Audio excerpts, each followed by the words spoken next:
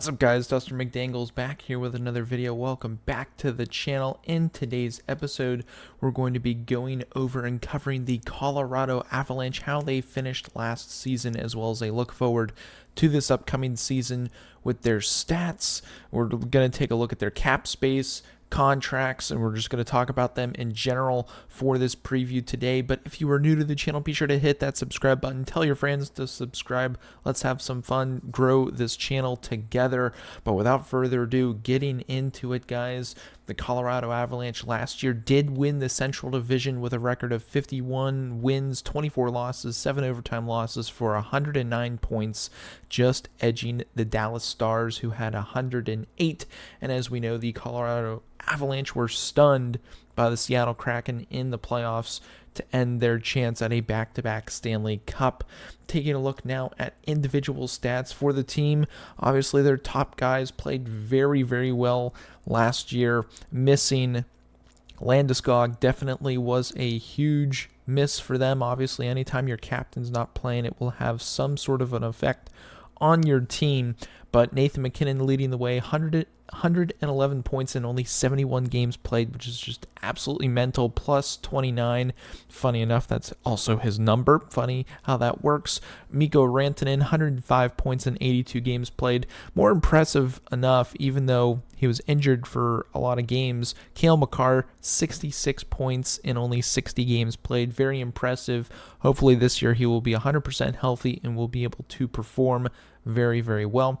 JT Compher, 52 points in 82 games played. Lehkonen, 51 points. Devon Toews, another solid top defenseman for them, had 50 points in 80 games. Natushkin had that little weird stint in the playoffs where he left the team. It was kind of weird.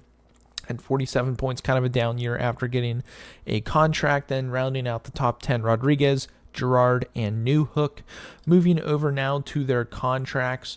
Definitely a big year for, I would say, their depth when it comes to contracts. But overall, they made a lot of good moves this offseason, bringing in Ryan Johansson.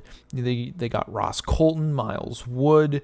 You've brought in Jonathan Drouin on a very, very good deal to see if he's got really anything left in the tank. So, yes, you lose some pieces, you trade some players out, but overall, I feel like the Avalanche have brought a lot of good players in to replace them at the depth spots. And obviously on the back end, you've got Makar, Girard, Manson, Devon Toews, Bowen Byram, McDermott, and Jack Johnson, who they brought in.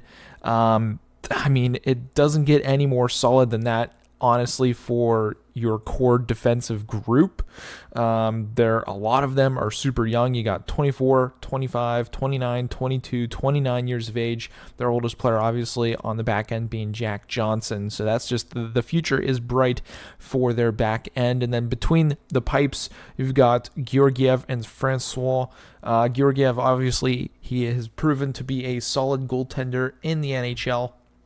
It's more so, can he take that next step and become an elite top 5 potential goaltender? I don't think he has it in him. He definitely has the chance to become a top 10 potential goaltender in the NHL just because of the team that is in front of him. Obviously, he does have skill. He's in the NHL. He's there for a reason. But man, oh man, this team is definitely stacked and ready to go for another run. Obviously, Landeskog, the big question mark, will he be back this upcoming season? When it comes to news, I haven't really seen any updates unless I'm missing something at the time of this recording. Again, on the front end contract wise, Nathan MacKinnon, he's locked up for the foreseeable future. He's under contract until 2030. You've got Natushkin, who's under contract until 2029. You've got Ross Colton, who's under contract until 2028. Lehkonen is on a very good deal. Rantanen has a couple of years left at $9.25 million. As of right now, they're also currently projected, as of cap friendly, $4.975 million over the cap, so they've got to make a move or something. Plus they also have Landeskog, who's on the long-term injured reserve list, so that $7 million doesn't actually count towards the cap hit. But when he comes back, they're going to have to shift some things around when it comes to their team because they don't have the money.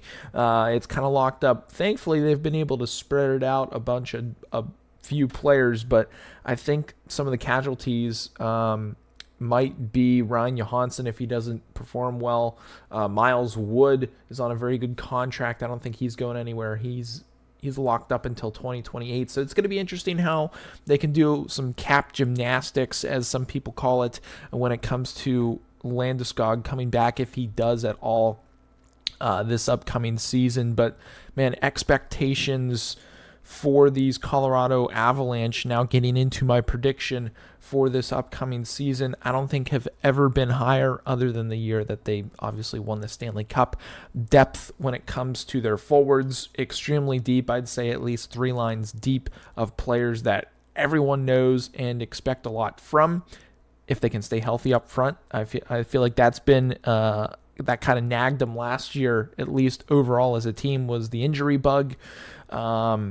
But honestly, back-end-wise, no concerns whatsoever. Obviously, between the pipes, no concern whatsoever with that defense in front of them. If they let's say they only had top 3 defensemen, Cale Makar, Girard, and let's say Bowen Byram, I would then be concerned about the goaltending. But they've got Makar, Girard, Manson, Taves, Byram, McDermott, Jack Johnson. I mean, that is as solid as it gets for a back end. Again, if they can stay healthy, if Cale Makar can stay healthy, he's obviously going to perform extremely well and get back to that Norris-type winning trophy mentality and maybe try to win it this upcoming season. Sky's the limit with this team. I expect big years from McKinnon, Rantanen. I expect a bounce-back year for Natushkin. He did only play 53 games last year, so have to keep that in mind. So with his contract, I know a lot of potential Avalanche fans are like, man, we paid him $6 million and he only did that. Again, he was injured last year, so you have to give him a little bit of benefit of the doubt. Lehkonen was injured a lot last year, only played 64 games. You've got McKinnon, only played 71 games. You had Girard, only played 76 games. Bowen Byram only played 42 games. So again, a lot of their players who we know and expect a lot of points from were injured last year. Rantanen played 82 games, had 105 points. That's exactly what you expect if you're a Colorado Avalanche fan for him to do at the contract he is currently at. So again, you can expect that from McKinnon as long as he's healthy. Natushkin, I think, is around a 70-point guy if he can get that. Lehkonen, I think, based upon his stats from last year, only having played 64 games, again, he was elevated to a top 2-line player, where with Montreal he was not most of the time. I think you can expect anywhere from 60 to 70 points out of him if he's playing with McKinnon, Rantanen, all those top guys. Sky's the limit for a lot of these guys. Ryan Johansson coming over from the Nashville Predators on a great deal. What is he going to do this upcoming season? Ross Colton, can he drop 60 points this upcoming season? Miles Wood, Logan O'Connor, can the depth really get it going? One of the most interesting players actually on this team I'm really looking and keying in on is going to be Jonathan Drouin. Is he going to be playing second-line minutes? Does he get a look at the first line? Does he play third-line minutes? I know he's a former teammate of Nathan McKinnon with the, I'm drawing a blank on their name, Halifax junior team out there in the Q. Will they play together, reignite that old chemistry that they used to have, because they were absolute dogs back in juniors? So it'll be interesting to see what the Colorado Avalanche do this upcoming season. And a big question mark, Gabriel Landeskog, can he come back, and can they have some cap gymnastics to make it work?